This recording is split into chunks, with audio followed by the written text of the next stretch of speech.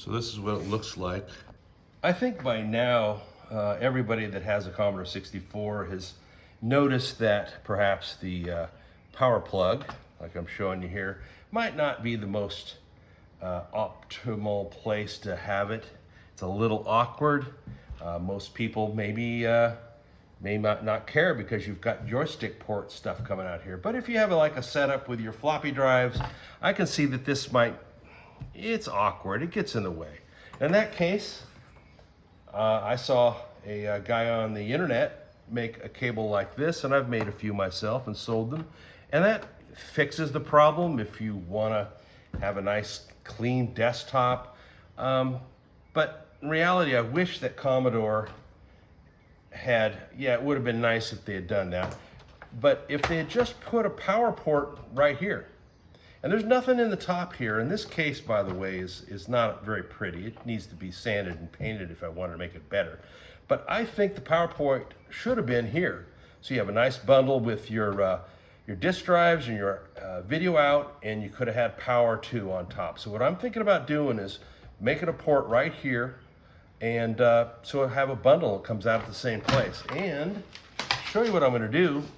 I think that I can pull this board out and tap into the power lines underneath this so I don't ruin anything. I don't do anything permanent, and then route a flat cable around to this female port for my power supply. And I think that will neaten this whole thing up. Okay, I'm going to start with mapping out where this particular connector is going to go. It looks like this, and I'm going to mount it from the back side so it looks more like the ones that are already in the case. So I have to figure out, got to have clearance for a plug. So we'll start with just getting it centered enough. In the end, I do want enough clearance for this to go through, so it's going to be slightly larger than this. Like that, yeah. That's believable. So it's going to be a hole, and then this is going to be mounted behind it. It's going to look like what's already there. Now ideally, I would drill this hole.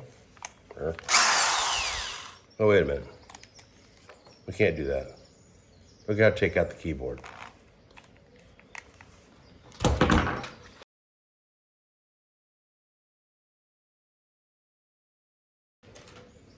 Okay, now we can drill. Like I said, well, I didn't say it. I think that this would be better served, dang it, if I use the hole punch. There's case hole punches you can buy.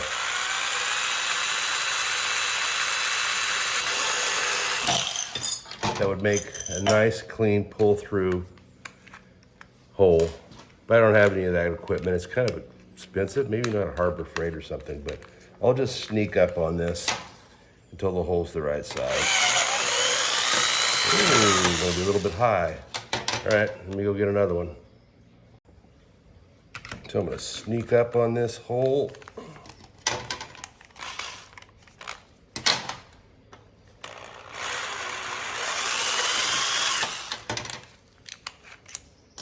And hopefully I get to a size that I can manually adjust it.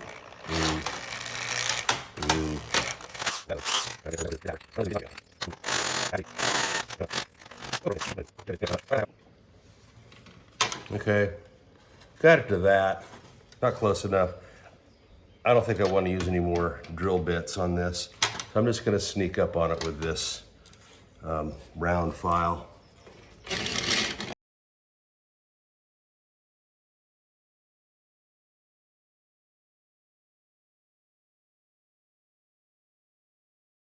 Yeah, if they had a case punch, I'd do that. It might actually break the plastic, but case punch is the way to go. Okay, now I've got it out to the right size. I'll take a sandpaper and round that out better. But the idea is that you have that showing through, And I'll go get a piece of sandpaper and get it nice and round. Okay, I've been hacking around. I actually used the barrel part of a soldering iron that was old and got a satisfactory edge and height. And now I'm just going to use a razor blade to clean the edges. Like I said, this would be much better done with a case hole maker. But I'll do what I can to clean this up.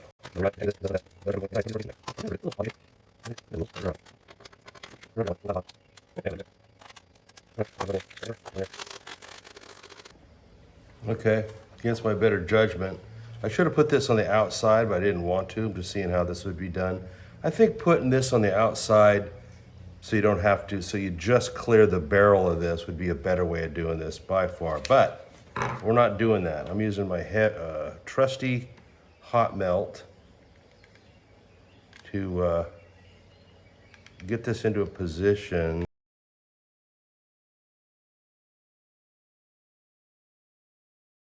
What does it look like? It's not quite straight up and down, but it looks believable. Now the question is would hot melt be enough to hold this thing down with this plastic? And I'll tell you right now, this plastic really likes sticking to this hot melt. But I'm gonna leave it open such that I can do pop rivets in there. Yeah, that's ugly, but it's gotta look like that on that side. I'll clean out the hot melt that's getting around when it cools a little bit. But other than that, I think that's what we're gonna do. Okay, it's cooled off enough. That's pretty ugly. This area here kind of interferes with the other connectors that are already here on the lower side. So you might want to, if you're going to do this, move it up a little bit. But it looks like that from a distance. Heck, the back of this thing's already bunged up. You know, there you have it, coming out the back. Okay, where I last left off, I had completed that monstrosity.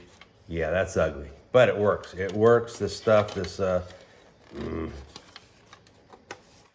Gorilla stuff, hot melt, black hot melt. No, it's not going anywhere. Anyway, I want to leave a little extra wire for this. I don't want to put in a connector. You could put in a connector.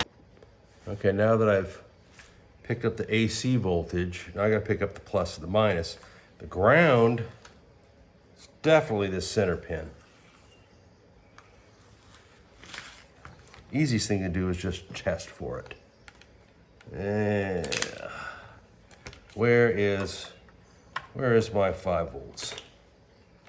I hope I don't have anything. Nope, I don't. 5 volts. So the grounds, obviously, is this one in the middle, and I believe this one. Oh, both of these are together. Either one of these is good. Which one has the pin? The pin is the one to the right, right? Pin's the one to the right. Actually, these are commons. So I can go to this one or the other one. There's ground and whatever. Piece of cake. Easy, easy peasy. All right. I'm gonna make the ground the one with a stripe on it, which is usual. And it'll be this middle one. You got this? Yeah. It's pretty easy. I mean, these two on the outside of the AC and the one in the middle is ground, and either one of them talks to the 5 volt plus. So it really doesn't matter. So let's go ground is the outside one, right? We'll send that to the center one where it belongs. And that's done. Not a problem. And then either one of these is good for, I just don't want to run into AC power with a little something stupid. There. Done. Done, done, done, done. There. Now I can check. Ooh, I did that with the power on. Nice job. Now I can check to make sure the outside ones, this should give me a -5. And we've got -5. All right, almost there. So that's pretty easy. That's pretty easy. It's just these guys. You can figure it out. Put the power in, be careful. And middle one's ground, that's +5, and then AC's on the outside. No big deal. Now, the trick is, I think, is just go ahead and go down because there doesn't seem to be a whole lot of space available for getting under this board. All right, so we're kind of yanking it a little bit. I think we got room. Yes, we do. We have room to get out, right? Why wouldn't it let me get any farther? Oh, let me get tons out. There is. Tons of room. All right. Does that allow me? I'm going to use all of this. I'm just going to use all of this. Okay, I think I know. See, this was the right one. It's that's ground, and that's out. Oof. All right.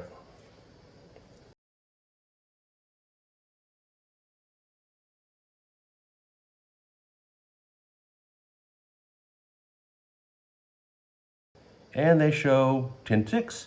That's beautiful. And here it should show da-da-da, and then pick off any one of these, and it shows 5 volts. Ah, done, done. And scene. So this worked.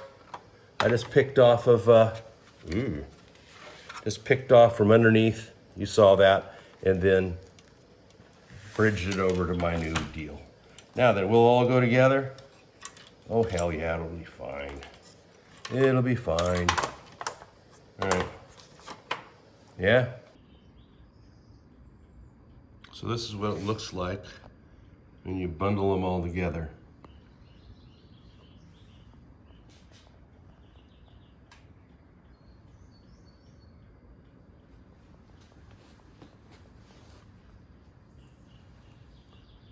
No apparent power input, but there it is.